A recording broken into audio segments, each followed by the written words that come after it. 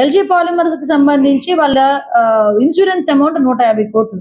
ఆ 150 కోట్లు ఎక్కడికి వెళ్ళినాయో, ఎవరి జేబుల్లోకి వెళ్ళినాయో ఎవరికి మనకే తెలియాలి. ఇంకొకటి ఇమీడియట్ గా సూపర్ స్పెషాలిటీ హాస్పిటల్ అక్కడ కట్టేస్తానని చెప్పి ఒక పాడుపడిపోయిన ఒక స్కూల్ బిల్డింగ్ తీసుకొని, నాకు ప్రింట్ ఇక్కడ రాలేదు, లేకపోతే మీకు ప్రింట్ కూడా ఇచ్చేదాన్ని. స్కూల్ బిల్డింగ్ కూడా తీసుకొని దానికి 50 కోట్ల రూపాయలు తీసుకొని 2 నెలల తర్వాత ఆ బోర్డు తిరగేసేసి ఇప్పటికీ కూడా అక్కడ హాస్పిటల్ లేదు, ఏమీ లేదు. ఇంతకు ముందు ఆ స్కూల్లా అని చూపించిన అది అలానే ఉంది. ఇదిగో అది ఏదో కాదు, నేను విత్ ప్రూఫ్ చూపిస్తాను. ఇది school building, old school building ని తీసుకొచ్చి హాస్పిటల్ కింద కన్వర్ట్ చేస్తున్నామని 2 బోర్డులు పెట్టి సూపర్ స్పెషాలిటీ హాస్పిటల్ అని 50 కోట్ల రూపాయలు, లిటరల్లీ 50 కోట్ల రూపాయలు తీసుకొని ఈ రోజుకి కూడా అక్కడ హాస్పిటల్ లేదు. వీళ్ళు నైతికత గురించి, అదే విధంగా కాంపెన్సేషన్స్ గురించి కూడా మాట్లాడతారు.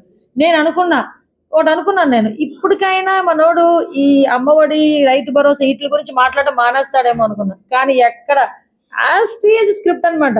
నేను వాళ్ళ స్క్రిప్ట్ రాసే వాళ్ళు కూడా అడుగుతా, కొంచెం స్క్రిప్ట్ మార్చండి ఆయనకి. ఎక్కడికి వచ్చినప్పుడు ఏం మాట్లాడాలో చెప్పండి. కొంచెం చనిపోయిన వాళ్ళ దగ్గరికి వచ్చి నవ్వుతూ మాట్లాడతాడు, వాళ్ళతో సరదాలు చేస్తాడు. అక్కడ కూర్చొని అక్కడ ఒంట్లో బాగోక వాళ్ళు బాధపడుతూ ఉంటే అక్కడ కూర్చొని సరదాలు చేస్తూ ఉంటాడు, నవ్వుతూ ఉంటాడు. పోనీ పక్కన పెట్టండి. అది అయిపోయిన తర్వాత బయటకు వచ్చి నేను ఉండుంటే ఇది వచ్చేది, నేను ఉండుంటే అది వచ్చేది.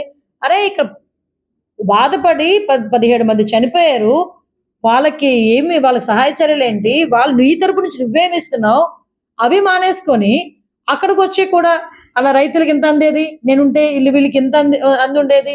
అన్నిటికన్నా కొసమరిపు ఏంటంటే ధర్నా. మీకు ఇవ్వకపోతే ధర్నా చేస్తాను. ధర్నా చేయాలంటే ముందు వెళ్ళి ఢిల్లీలో కూర్చొని ధర్నా చేయి.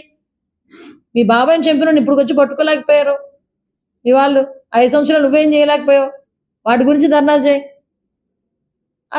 మీ తాలూకు ఎమ్మెల్యేలు, ఎమ్మెల్సీలు ఎన్ని పనులు చేస్తున్నారో చూస్తున్నావు కదా, వాళ్ళ గురించి ధర్నా చేయి.